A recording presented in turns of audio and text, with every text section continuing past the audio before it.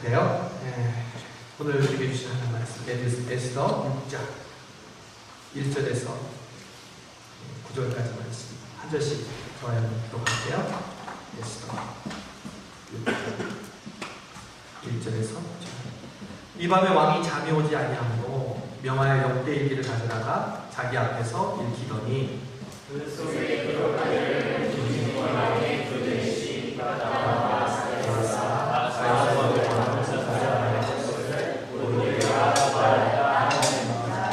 왕이 가로되 이 일을 인하여 무슨 존귀와 반작을 모르드게에게 베풀었느냐? 시신이 대답하되 아무것도 베풀지 아니하였나이다. 왕이 가로되 너희들이 인하여 하나님이 내가 세운 남의 모르드게 알기를 왕에게 보자 하여 왕은 왕가되 시신이 고하되 하만이 뜰에 섰나이다. 왕이 가로되 들어오게 하라 하니 하만이 들어오니 왕이 이르되 왕이 이게 하기를 구하는 사람에게 어떻게 하여야 하겠느냐?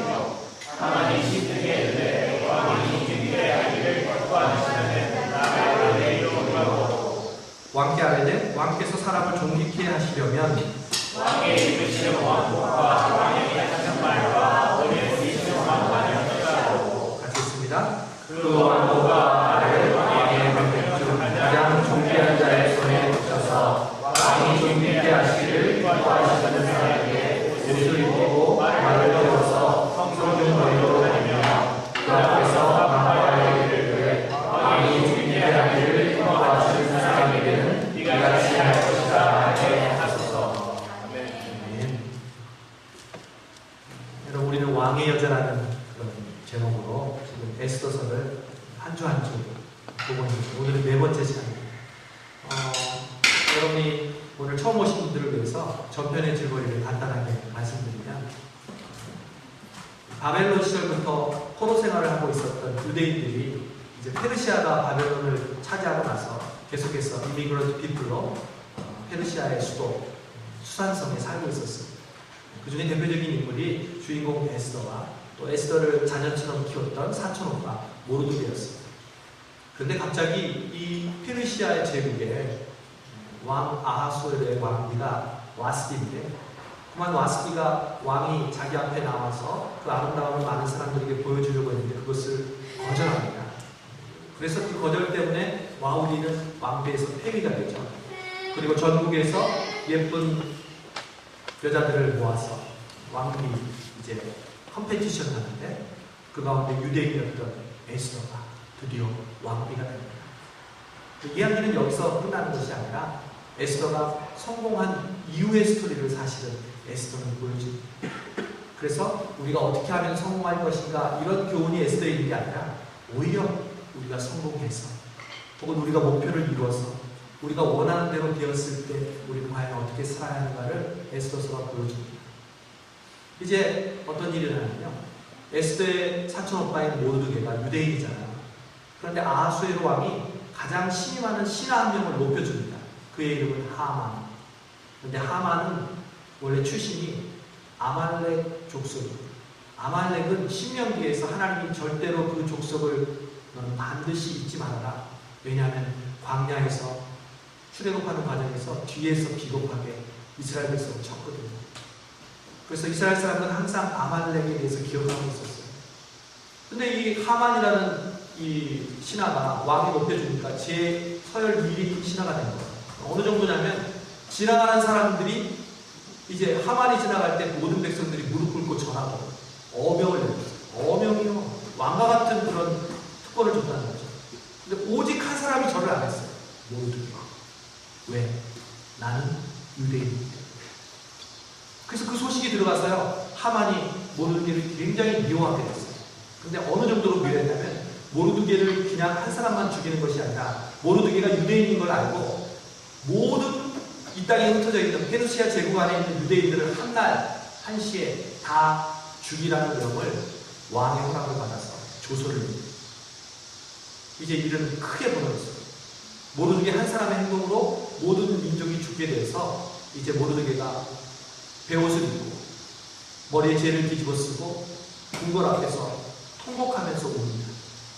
그러니까 자기의 사촌 동생이 왕비인 에스더가 그 이유를 묻죠. 지난주에 하는. 그래서 서로 질문을 주고받으면서 티격태격 팽팽하게 맞섰어요. 둘 다 지금 배수진을 치고 있어요. 모르드게는 자신 때문에 하루아침에 유대민족이 몰살당할 위기에 처하자 그런 액션을 취했던 이유는 오직 한 가지. 에스더에게 올인하기 위해서.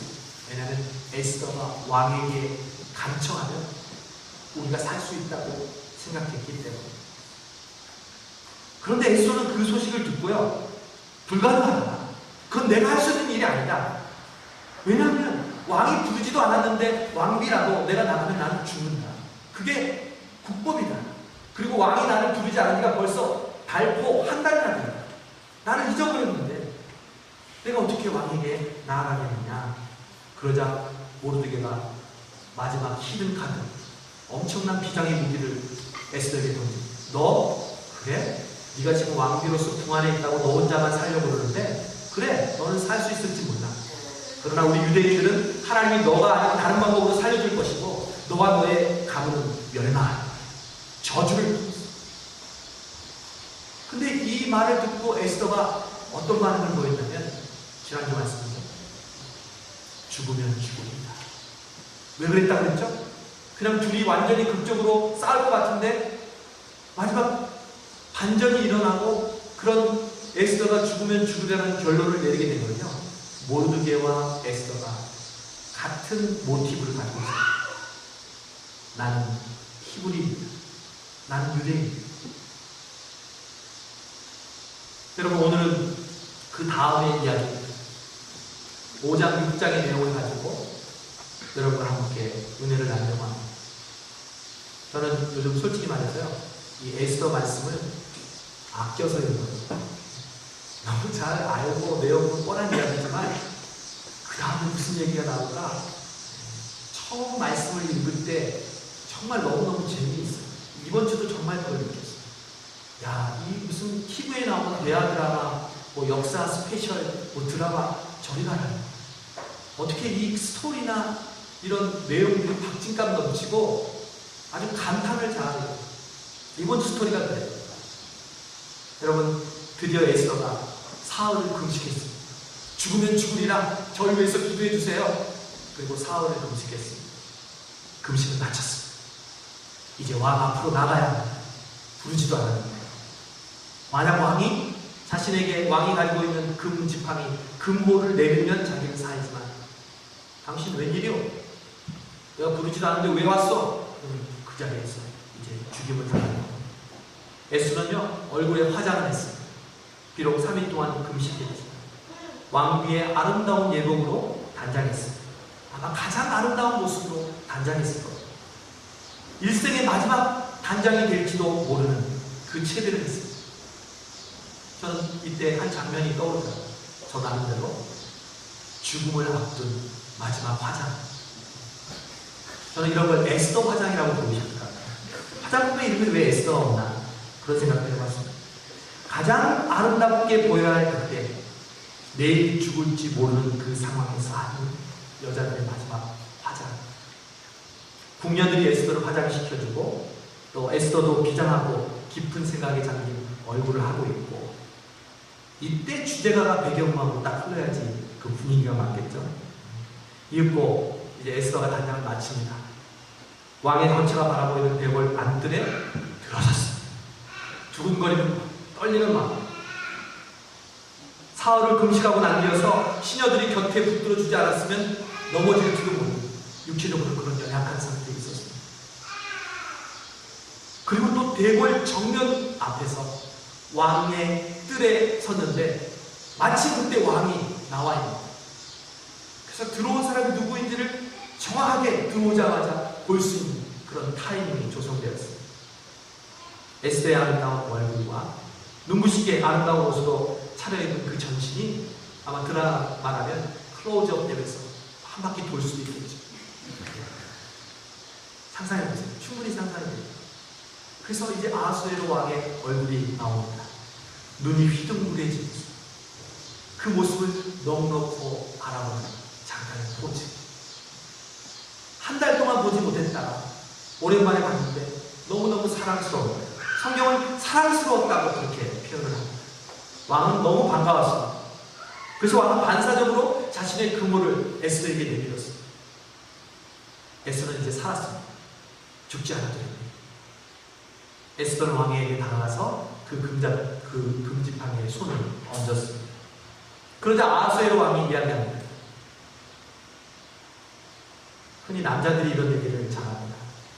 저도 이런 얘기를 하고 싶지만 이런 형편이 안 돼서 안타깝습니다. 왕비 무슨 관청이라도 있어? 이 나라의 절반이라도 당신에게 주리이다. 와, 절반이라도 줄 그 아하수에로 얼마나 정말 이런 얘기를 하는 남자는 행복할까요? 이때 에스더가 말합니다. 왕이시여, 오늘 제가 왕을 위해서 잔치를 준비했습니다. 파티를 준비했습니다. 괜찮으시다면 하만과 함께 제가 베푼 잔치에 참석해 주십시오. 그때 가서 소원을 말씀드리겠습니다. 여러분 아십니까? 에스더 1장에 보면 아하수에로 왕이 파티 매니아라는 걸 알 수 있습니다.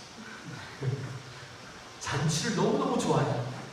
얼마나 좋아하냐면 일국에 있는 모든 배신들을 다 모아요. 그래서 잔치를 벌였는데 며칠 동안? 한 달? 두 달? 세 달? 6달. 180일 동안 연속해서 잔치를.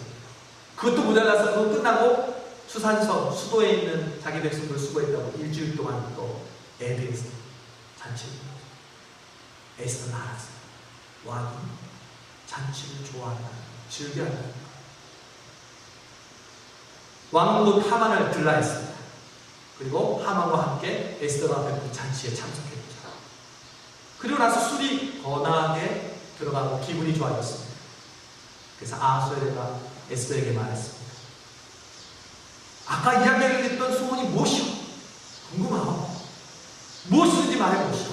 에스더, 내가 이 나라의 절반이라도 당신에게 주겠습니다. 또 얘기합니다. 아하수에로가 기분 좋아졌어. 이번 기분이 더 좋아집니다. 그리고 더 소원을 들어주고 싶은 거예요. 이때야말로 이야기하면 뭐든지 다 가능한 타임이었어요. 근데 에스더가 예상대로 더 분위기를 궁금하게 만듭니다. 말할 듯 하면서 이야기를 하지 않습니다. 비밀을 이야기할 듯 하면서 안 하는 사람, 여러분 경험해서 알죠? 굉장히 안달이에요. 뭔데? 얘기해봐. 얘기해. 이거 얘기해야 될지 안 될지 모르겠는데. 야, 얘 그런 얘기를 못하네. 얘기해. 이렇게 하는 것과 똑같습니다. 아하수에로 왕이 완전 낚였습니다. 근데 여기서 곧바로 이야기하면 또 우리의 에스더가 아니죠. 한 번 더 자신의 마음을 감추면서 이렇게 얘기합니다. 왕이시여, 괜찮으시다면 내일도 잔치를 베풀고 두 분을 모시겠습니다. 하만과 함께 다시 한번 와주십시오. 그러면 그때 간청을 제가 올려드릴 것입니다. 오, 내일도 파티? 아하수에로가 너무 좋아하는 람네브 파티? 연속적인 파티?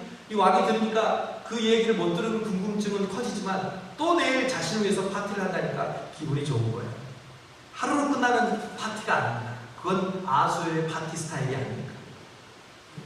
이제 왕은 호탕하게 웃으면서 그렇게 하시오 하면서 내일 그 간청을 들어보린다. 이렇게 이야기하고 떠났겠죠. 그렇게 기분 좋은 파티가 끝났습니다. 여러분 그 옆에 있던 신하 하만은 기분이 어땠을까요? 하만도 기분이 너무 좋죠. 왜냐하면 왕이 자기를 높여주는 건 이제 세상이 다 아는 사실인데 왕비도 자기를 높여주잖아요. 왜? 수많은 신하 가운데 오직 자기 자신과만 왕을 초대했으니까. VIP잖아요. 그러니까 얼마나 기분이 좋았어요. 기분이 너무 좋아가지고 막 입이 여기까지 올라와가지고 지금 이제 대궐 문 밖을 나가는데 갑자기 욱 하는 일이 생겼어요. 그 대문 궐밖에 모르드게가 있고 나가는데 모든 사람이 평소처럼 자기에게 절하는데 모르드게는 절하지 않고 뻣뻣하게 서 있는 거예요. 물론 얼마 안 있으면 모르드게는 죽습니다. 아다론 11에 모든 유대인들이 죽을 때 죽지만 이 하만은 지금 당장 저 미운 모르드게를 죽여버리고 싶은 마음이 굴뚝 같았습니다. 속이 뒤집혔습니다. 그리고 그 속이 뒤집힌 상태로 집에 갔죠. 근데 집에 가서요, 맨 먼저 한다는 얘기를 성경은 이렇게 얘기합니다. 내가 예배도 재산도 많고 학식도 많고 그리고 왕이 나를 높여주는 사람이야. 심지어 왕비인 에스더도 나만을 초대했다고. 자기 자랑을 막 이렇게 늘어나요. 그러니까 와이프와 그 측근들이 딸랑딸랑 하면서 너무 좋죠. 근데 갑자기 얼굴이 변해서 그냥 기분이 완전히 상하게 하는 겁니다. 뭔데요? 모르드게 때문에. 모르드게가 내가 대궐문 앞에 기분 좋게 나가는데 나한테 고개를 뻣뻣하게 여기면서 절하지 않고 있는 모습을 보니까 기분이 확 잡죠. 여러분, 그때 주변 사람들이 이렇게 하만에게 애석합니다. 뭘 그렇게 고민하세요? 내일 당장 죽여버려요. 지금 50규빗이 높이의 나무를 한번 만들으세요. 50규빗이면 22m 정도. 22m. 그 장대를 만들었어요. 거기에다 모르드게를 내일 갈아서 죽여버리면 되잖아요. 그거요? 내일 파티 시작하기 전에 왕 앞에 나가서 그거 에스카세요? 모든 소원 다 들어주는데 그 소원 하나 안 들어주겠어요? 옳다니! 그 좋은 아이디어다. 그래, 내일 당장 나무를 만들어서 이제 모르드게를 갈아서 죽이자. 저는요, 지금까지의 스토리, 이 5장을 읽으면서요, 떠오른 단어가 있습니다. 두 단어인데, 요즘 한국에서 많이 쓰는 단어인데, 꼼수, 그리고 지혜라는 단어. 에스더가 취했던 행동이 지혜라면, 오늘 하만이 취했던 행동은 꼼수였습니다. 사실 저와 여러분들 항상 삶을 살면서 꼼수와 지혜 사이에서 갈등합니다. 여기는 하만과 에스더는요, 두 사람으로 존재하지만 사실은 우리 각 사람의 똑같은 두 양면이기도 합니다. 오늘 하만을 통해 우리는 꼼수의 특징을, 꼼수라는 것이 어떠한 것인가를 우리가 배우게 됩니다. 꼼수의 본질, 꼼수의 경향. 여러분, 먼저 하만을 통해서 볼 때 꼼수의 특징이 뭐냐면요, 꼼수는요, 교만에서 출발합니다. 교만. 꼼수를 두는 사람의 공통된 특징입니다. 그들은 자기 자신을 스스로 높입니다. 자신을 자랑합니다. 하만 보십시오. 나는 재산도 있고 학식, 지식도 있고 권력도 있다는 거죠. 여러분, 왜 교만으로부터 꼼수가 시작되는지 창세기 1장을 보면 수 있습니다. 창세기 3장에 보면 교만한 사단이 꼼수를 부려서 아담과 하와가 선악과를 따먹도록 유혹합니다. 그랬더니 그 선악과를 따먹은 교만한 아담이 꼼수를 부려서 네가 왜 선악과를 따먹었느냐 하니까 하나님이 나를 위해 지어준 하와가 따먹어서 따먹었습니다.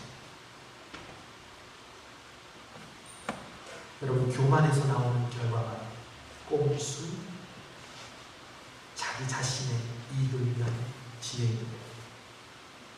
교만한지 아닌지는요, 우리 자신이 지금 겸손한지 아니면 꼼수를 부리고 있는지 아닌지는 우리가 겸손한지 아니면 교만한지를 보면 알 수 있다는 거죠. 오늘 하만을 통해서 꼼수의 또 다른 특징이 있더라고요. 여러분, 내가 지금 꼼수를 부리게 되면요, 나도 모르게 어떤 일을 저지르냐면요, 사소한 일에 목숨을 걸어요. 엄청난 권력과 부와 명예를 가진 하만이 지금 자신에게 전하지 않는 일개 모르드게 한 사람 때문에 자신의 분을 다스리지 못하고 어찌할 바를 몰라 한자성어로 소탐 대신이라고 하죠. 꼼수를 두는 사람은요, 이렇게 작은 일에 머리를 쓰다가 커다란 결과를 초래합니다. 열왕기상에 나오는 아합 왕도 마찬가지였어요. 아합 왕, 이방 여인 이세벨을 왕비로 삼았던 아합 왕. 아합 왕은요, 북이스라엘의 일국의 왕이었습니다. 그런데 왕궁 옆에는 아주 너무너무 탐스러워 보이는 포도밭이 하나 있었어요. 그 포도밭의 주인은 나봇이라는 사람이었어요. 근데 이 아합 왕이 항상 왕궁에서 그 포도밭을 보면서 그 포도원을 가지고 싶었어요. 그래서 고민하다가 사람을 통해서 나봇에게 보내서 왕이 너의 포도원을 사기를 원하신다. 뺏는 것도 아니고 사기를 원하신다. 그런데 나봇이는 저는 임금님 마음을 잘 압니다. 그러나 이 포도원은요, 저희 조상 대대로 우리에게 주신 포도원이기 때문에 저는 이 포도원을 할 수가 없어요. 조상들의 명목을 볼 수가 없어요. 그래서 거절을 합니다. 근데 이 소심한 왕, 그냥 그 자리에서 뺐으면 될 텐데 병이 나요. 마음에 근심을 하고 막 병이 나서 먹지도 않아요. 이세벨이 그걸 보고, 아니 여보, 왜 그러세요? 알았어요. 괘씸한 나봇이 포도원을 왕이 뺏는 것도 아니고 살려고 하는데 팔지 않아요. 이세벨이 꼼수를 둡니다. 갑자기 이 나봇이 하나님과 선지자들을 모욕했다는 그런 모함을 하면서요, 그 자리에서 나봇을 불렀어요. 사람들이 보는 앞에서 돌로 쳐 죽입니다. 그리고 그 포도원을 빼앗습니다. 그랬더니 엘리야가 그 모습을 아합과 이사벨, 지금 나봇이 저렇게 피를 흘리며 개가 그 시체를 피를 핥아먹고 있는데 바로 너희들이 그와 똑같은 미래를 결과를 당하게 될 것이다. 여러분 나중에 어떻게 되냐면요, 아합은 정말 전쟁터에서 이 화살을 맞고 죽었어요. 나중에 개가 그 피를 핥아먹고, 이세벨은 위에서 떨어뜨린 돌로 맞아서 죽고 또 개가 그 피를 핥아먹고. 물론 그 이전에 많은 잘못들을 했지만 그 나봇이라는 포도원으로 봤을 때 그 포도원 하나 때문에 자신의 인생 전체를 건 소탕 대신 아무것도 아닌 일에 나의 에너지와 나의 모든 것을 집중해버려. 여러분 다윗이, 제가 가끔 그런 얘기 하죠. 골리앗하고 싸우려고 그러는데 형이, 엘리야 큰형이 왔어. 야 너 왜 왔어? 전쟁터 구경하러 왔지? 이 건방진 자식, 집으로 돌아가.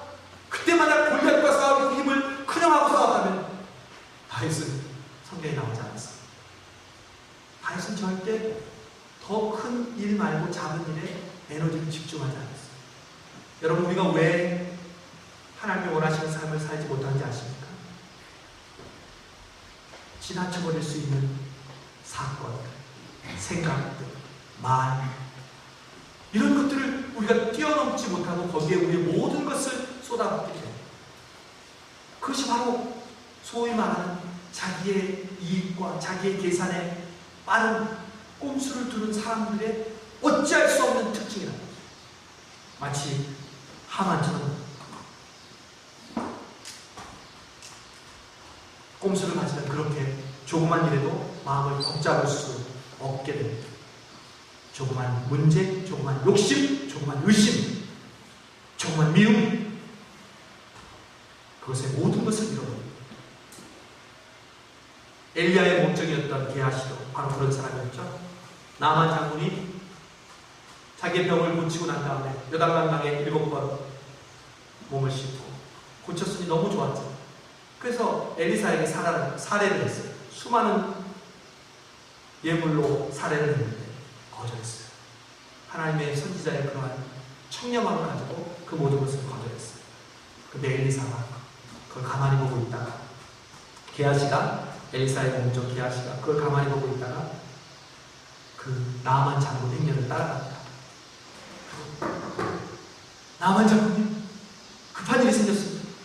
뭔데? 저희 스승 엘리사에게요, 아주 귀한 선지생도 2명이 지금 방금 찾아왔어요. 그래가지고요, 좀 급하게 예물이 좀 필요하게 됐어요. 그래, 뭐가 필요하냐? 은 2달란트, 옷 2벌이 필요하고,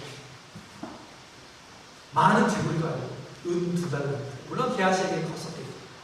옷 2벌. 이걸 가지고. 근데 게하시가 엘리사 앞에 왔을 때 엘리사가 아니죠. 그러면서 이야기합니다.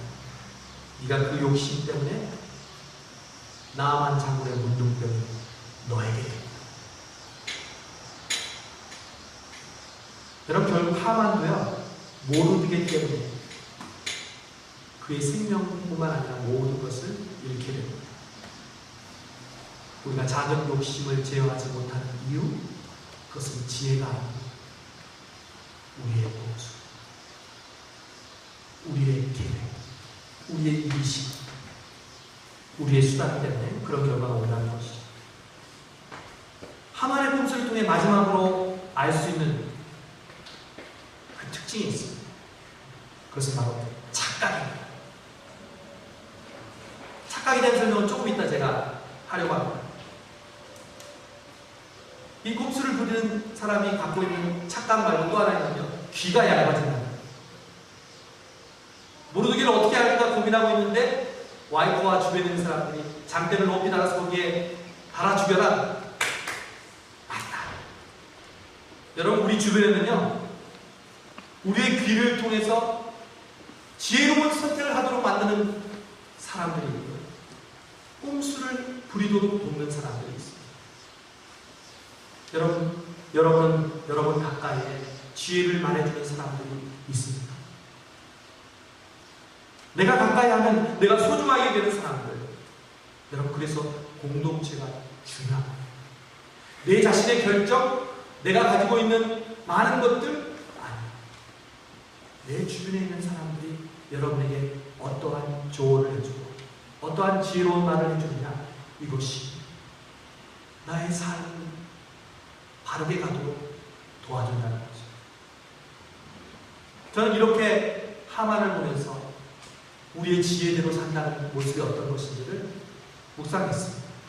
그런데 오늘 하만과 다르게 지혜를 대변하는 또 한 사람의 주인공이 등장합니다. 바로 에스더. 하만이 꼼수의 극치를 달리고 있었다면 에스더는 오늘 지혜의 극치를 달리고 있더라고요. 얼핏 보면 에스더가 지혜라는 말과는 잘 어울릴 것 같지 않습니다. 왜냐하면 지금 에스더는 죽으면 죽으리라 사생 결단을 내렸거든요. 지금 자기 생명까지 돌보지 않은 사람이 뭘 생각을 해요? 뭘 지혜가 필요했어요? 그냥 용기를 가지고 움직이는 거죠. 과감하면서도 외향적인 지금 결단을 내려야 할 시기가 바로 에스더에게 지금이었습니다. 이럴 때 어울리는 말은 무수의 뿔처럼 혼자서 나아가라, 이런 명언이 에스더에게 어울린다는 거죠. 여러분, 그렇습니다. 우리는 여기서 오해하기 쉽습니다. 신앙의 사생 결단을 내리면 앞뒤 가리지 않고 무대포 신앙으로 나가는 것, 여러분, 그것이 우리가 가야 할 신앙의 올바른 결정일까요? 오늘 에스더를 보십시오. 그가 얼마나 지혜로운 여인이었는지 아십니까? 여러분, 에스더는 왕에게 나가기 전에 3일 동안 금식하면서 기도했다고 했죠. 여러분, 과연 3일 동안 금식하면서 에스더는 기도만 했을까요? 여러분, 그때 무슨 기도를 했을까요? 물론 이스라엘 백성을 살려달라고, 내가 왕에게 나아가서 죽지 않게 해달라고, 그것만 기도했을까요? 에스더는 분명히 생각했습니다. think and think. 왕이 그물을 내리면 그 다음에 내가 왕에게 뭐라고 말할까? 그 자리에서 말할까? 아니야. 왕이 좋아하는 게 뭐였지? 그래, 잔치를 베풀어야겠다. 하나도 데리고 오라고 해야지. 마지막 내 2번째 간청을 내리면서 저 하나님 우리의 민족을 죽이려고 모함했다고 나는 말할 거야. 왕은 연달아 잔치를 베푸는 걸 좋아하니까 한 번에 말하지 않고 더 한 번 잔치를 베풀어야지. 여러분, 에스더는 지혜롭게 준비하고 대처했습니다. 왕의 심적인 상태와 간청을 드리는 타이밍, 그리고 하만의 개입까지 얼마나 지혜로웠는지 모릅니다. 여러분, 그래서 용기와 지혜는 같이 가는 겁니다. 용기가 무모함이 되지 않고 지혜가 꼼수가 되지 않으려면 용기와 지혜가 동전의 앞뒤처럼 함께 가야 합니다. 누구처럼? 에스더처럼. 지난주에는 모르드게와 에스더가 대치하던, 이번 주에는 에스더와 하만이 대치하는 그런 구조를 지금 보이고 있습니다. 겉으로 볼 때는 파티를 벌이고 있지만 하만의 꼼수와 에스더의 지혜가 숙명적인 대결을 하고 있는 것입니다. 과연 이 승부가 어떻게 결판이 날까요? 이 승부를 결판 짓는 가장 궁극적인 원인은 무엇일까요? 그것은 에스더의 지혜가 아니었습니다. 요즘 흔히 말하는 종결자가 있었습니다. 저는 이 5장 6장을 보면서 그 종결자가 바로 하나님이라는 사실을 깨닫게 되었습니다. 하나님이라는 단어는 한 번도 나오지 않았지만 너무도 분명하게 확실하게 하나님이 에스더와 하만의 싸움에 개입하셔서 결국 지혜가 이기도록 만드는 장군, 그분은 바로 하나님이셨다는 것입니다. 이제 하나님의 역할을 살펴볼까요? 어떻게 하나님이 이 사건 속에서 개입하셨습니까? 오늘 하나님이란 말이 나오지 않지만, 하나님이 뭘 어떻게 하셨다는 건 나오지 않지만, 하나님은 분명히 하만과 에스더가 대결하는 현장 속에 계셨습니다. 어디서입니까?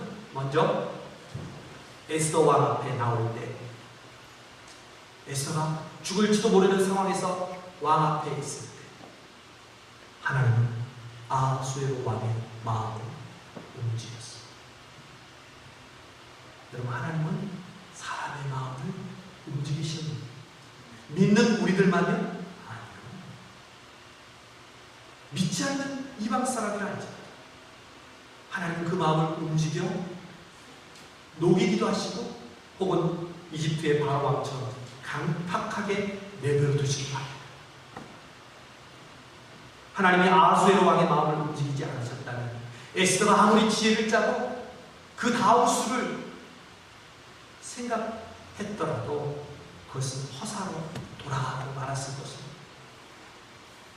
오늘 우리가 읽은 본문 6장은요, 또 한 번 하나님께서 개입하시는 장면을 우리에게 보여줍니다. 하만이 장대를 준비하고 모르드게를 죽이기로 마음먹었습니다. 그리고 두 번째 파티가 일어난 날이 밝자, 파티가 일어나기 전에 아침 일찍이 왕 앞에 나가서 대기하고 있었습니다. 그래서 그걸 요청하고 모르드게를 죽이려는 꼼수를 부린 거죠. 그런데 바로 그 전날 밤에 어떤 일이 있었냐면, 아하수에로 왕이 잠이 오질 않는다. 잠이 오질 않으니까 아하수에로 왕이 신하에게 궁중일기를 읽어보라고 왕조실록이죠. 그래서 4시가 궁중일기를 읽는데, 그 궁중일기에 통해서 한 부분에서 왕이 잠깐 멈춰. 어떤 내용이냐면, 이 에스더서 앞부분에 보면 모르드게가 에스더가 왕비가 된 후에 이 성전 앞에서 있는데, 대궐 앞에서 있는데 4시 2명이 모함을 하는 거예요. 몇 날 몇 시에 아하수에로 왕을 암살하자. 그 얘기를 모르드게가 들었어요. 그리고 그걸 에스더를 통해서 알려주죠. 왕궁이 발칵 터뜨렸어요. 그래서 그 두 내시를 잡아서 죽이고 난 다음에 그 암살이 이제 이루어지지 못했죠. 그 이야기를 왕조실록에 기록했고, 그걸 읽는데 잠깐 아하수에로가 멈춰가지고, 그래서 신하에게 묻습니다. 그 모르드게에게 무슨 상을 주었느냐? 그러자 신하가 얘기합니다. 아무 상도 준 것이 없습니다. 그러자 왕이 말합니다. 걔 아무도 없느냐? 그때 신하가 예, 총리 대신 하만 대령이요. 하만이 지금 준비하고 있거든요. 하만? 잘 됐구나. 어서 들라하라. 하만은 자기가 요청하기도 전에 왕이 들라고 하니까 이게 왜 떡이에요? 너무 일이 잘 풀리는 거예요. 왕 앞에 딱 갔어요. 왕이 그러는 하만, 내가 정말 나를 위해서 공을 세우고 나를 기쁘게 한 사람에게 상을 주고 싶다. 이 사람에게 어떻게 하면 좋겠냐? 여러분, 아까 꼼수의 특징이 하나 착각이라고 했죠.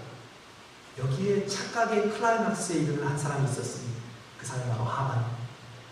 마음속, 이모님은 또 무슨 상을 나한테 주려고 그래. 지난번에 줬으면 됐고 나 절반 것 듯이도 너무 황송한데. 아니 그럼 신하들 중에 상 받을 사람이 나 말고 누가 있겠어. 그러면서 모른 척합니다. 착각한 다음에 그러십니까 어머니시여? 그러면요 왕의 옷을 입히십시오. 그리고 왕이 쓰시는 왕관까지 좀 쓰게 하십시오. 그리고 말을 태우고요 사람들 앞에 딱 지나다니면서 왕에게 충성한 사람은 이와 같이 선물을 줄 것이다. 그게 외치고 돌아가게 하세요. 그랬더니 왕이 너무 좋아합니다. 모르게도 너무 좋아했어요. 하만도 너무 좋아했어요. 그랬더니 왕이 그래요. 하만, 방금 네가 얘기한 대로 모르드게에게 이 상을 그대로 줘. 하나도 빼지 마. 그리고 그걸 네가 가서 외쳐. 그때 여러분 하만의 표정을 기억해 보십시오. 저는 이 사건을 보면서 하나님을 발견합니다. 왜 하필이면 하만이 임금에게 나가기 전날 밤에 아하수에로 왕의 잠이 오지 않았을까? 왜 하필이면 그 잠안 올 때 하고 싶은 많은 일 가운데 궁중의 일기를 읽게 했을까? 왜 하필이면 모르게 그 기록을 아하수에로 왕이 마음속에 담아두고 그것을 삼두려는 마음이 일어났어요. 에스더의 특징, 우연? 이것은 우연이 아니라 하나님의 필요입니다. 어떻게 우리가 이 장면을 보고 하나님이 계시다고 말하지 않을 수가 있습니까? 하만은 찍소리 못하고 왕복을 가져다가 모르드게에게 입히고 말을 끌어내서 관을 씌워서 자신이 돌아다니면서 이렇게 말했습니다. 왕이 상 주시는 사람에게는 이렇게 해주십니다. 하만은 그렇게 모르드게를 칭찬하고 수발을 들고 울상이 되면서 집으로 왔습니다. 그리고 아내와 친구들에게 방금 당한 일을 이야기했습니다.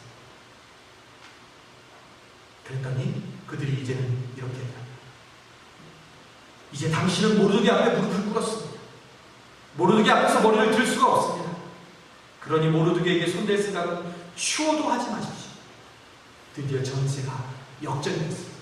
하만이 이길 확률이 99.9%였는데 이제 모르드게가 높임을 받고 하만은 이제 떨어지게 됐습니다. 저는 오늘 말씀을 통해서 분명한 교훈을 배우게 됩니다. 절대 교만한 꼼수는 지혜를 이길 수 없습니다. 우리의 수단과 우리의 생각, 우리의 이기적인 마음은 종결자이신 하나님 앞에서 반드시 드러나게 되어 있습니다. 저는 이 명제를 생각하면서 이러한 명제를 가장 클리어하게 증거하신 한 분이 또 떠났습니다. 지혜로 소위 말하는 사람들의 지혜라고 여기는 그 꼼수를 이겼던 한 분, 바로 예수 그리스도십니다.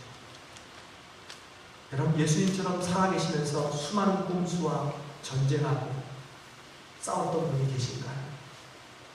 예수님은 결국 대제사장과 서기관, 빌라도, 그리고 사랑하는 제자의 꼼수에 의해 십자가를 지시하였습니다. 모르드게는요, 나무에 달리려고 하다가 안 달렸어요. 그런데 예수님은요, 나무에 직접 달렸어요. 사람들의 음모와 계획에 의해서. 그러니 그건 어떻게 보면 음모와 꼼수의 완벽한 승리처럼 보였습니다. 사람도 박수를 치며 드디어 해냈다고 토요했을 것입니다. 그러나 그 꼼수를 둔 사람들은 몰랐습니다. 그 십자가에 죽는 것이 바로 지혜였다는 사실. 그들은 하만처럼 스스로 교만했습니다. 네가 하나님의 아들이거든 내려와 봐라. 별 수 없구만. 그 일의 모든 것을 올인했습니다. 평소에는 대립했던 사람들끼리 서로 야합했습니다. 입을 맞췄습니다. 그러나 그들은 십자가의 죽음이 하나님의 지혜였음을 알지 못했습니다. 사도 바울은 후에 고린도 교회에 보내는 편지에 이렇게 말했습니다. 십자가의 도가 멸망하는 자들에게는 미련한 것이요 구원을 받는 우리에게는 하나님의 능력이 됩니다. 유대인은 표적을 구하고 헬라인은 지혜를 찾으라. 우리는 십자가에 못 박힌 그리스도를 전합니다. 유대인에게는 거리끼는 것이요 헬라인에게는 미련한 것이요 오직 부르심을 입은 자들에게는 유대인이나 헬라인이나 그리스도는 하나님의 능력이 됩니다. 여러분, 예수 그리스도가 바로 우리의 삶의 지혜, 능력이십니다. 우리로 하여금 신앙이 아닌 지혜가 아닌 다른 방법으로 살려고 유혹하는 수많은 환경 속에서 나를 해치려고 몰려들 때 여러분 이렇게 외치십시오. 꼼수 지혜를 이길 수 없다. 오직 예수 그리스도 그분만이 나의 지혜가 되시고 나의 승리가 되십니다. 여러분, 종교일자 하나님이 반드시 그 음모를 심판하십니다. 여러분 안에 계신 예수님께 그 지혜를 구하시며 2011년 가을 새로운 학기를 시작하십시오. 때로는 꼼수가 더 빨라 보이고 더 나에게 이로울 것 같고 더 쉬워 보일지 모르죠. 지혜가 더 힘들고 어렵고 시간이 많이 걸릴 것 같지. 결국 지혜는 꼼수를 이기고 예수 그리스도의 십자가처럼 부활해서 하나님의 하나님 되심을 드러나게 하실 것입니다. 제가 최근에 소설가 이예수가 그의 트위터에서 썼던 트윗을 즐겨찾기를 해놨습니다. 이렇게 썼더라고요. 사람 몸에서 가장 멀리 떨어져 있는 것은 머리와 가슴입니다.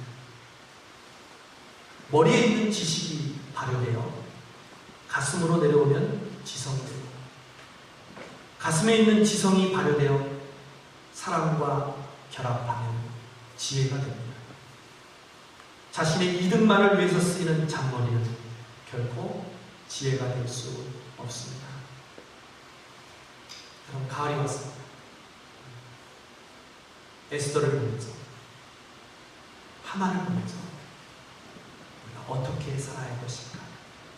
예수 그리스도와 그분이 주시는 지혜로 이 가을 새 학기 우리의 삶에 처해진 모든 문제들 그 지혜 앞에 구하고 그 지혜로 나아가는 우리 모두가 되길 바랍니다. 기도하겠습니다. 주님, 저희들이 하만입니다.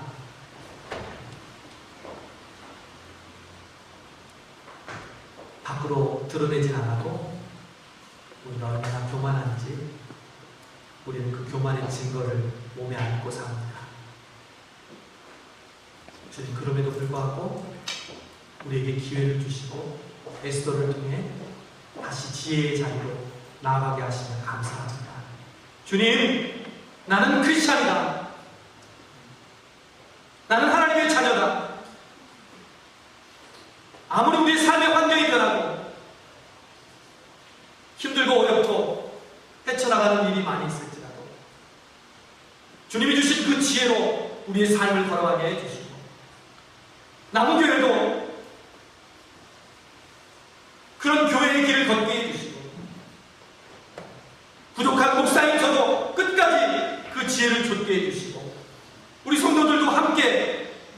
지혜의 길을 걸어가는 우리 모든 성도들 되게 하여 주옵소서.